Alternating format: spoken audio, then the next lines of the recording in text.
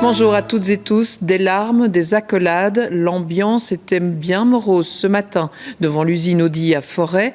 Elle ferme aujourd'hui. 3000 travailleurs perdent leur emploi. Reportage sur place de Corentin Laurent avec Thomas de Tourbe et Dieudonné Pipers. Ils se sont donné ce dernier rendez-vous sur le coup de midi. Un moment pour dire au revoir à l'usine dans laquelle ils ont parfois passé le plus clair de leur vie. J'ai 36 ans ici dans la boîte. J'ai connu VW.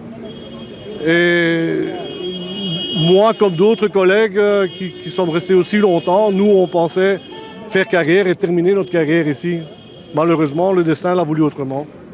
Dans la matinée, au compte-gouttes, le fleuron industriel vieux de 75 ans se vidait de ses forces vives.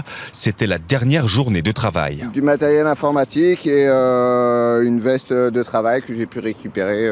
Voilà. C'était plus une réunion entre collègues pour se dire au revoir et puis c'est tout, quoi. Franchement, il n'y avait plus rien. Hein. Ça fait déjà pas mal de mois qu'il n'y avait plus grand-chose, quoi. Partout autour de l'usine, chez les travailleurs, il reste un goût amer. Mauvaise stratégie, mauvaise décision. Voilà, ces dernières années ont été très compliquées. J'en veux pas à l'Allemagne, j'en veux à la direction de Bruxelles. Mais au moment de se dire au revoir, nombreux sont ceux qui évoquent les bons moments passés dans l'usine. L'esprit d'équipe, la famille, le boulot, même si c'était pas facile, mais tout, mes collègues.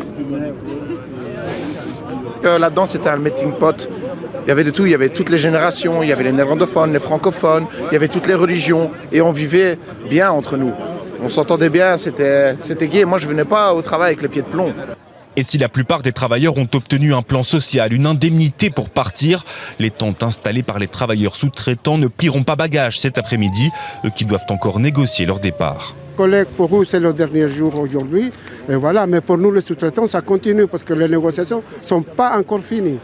Certains nous disent avoir déjà retrouvé un emploi, mais pour d'autres, se tourner vers l'avenir commence aujourd'hui, une fois qu'Audi aura définitivement fermé ses portes.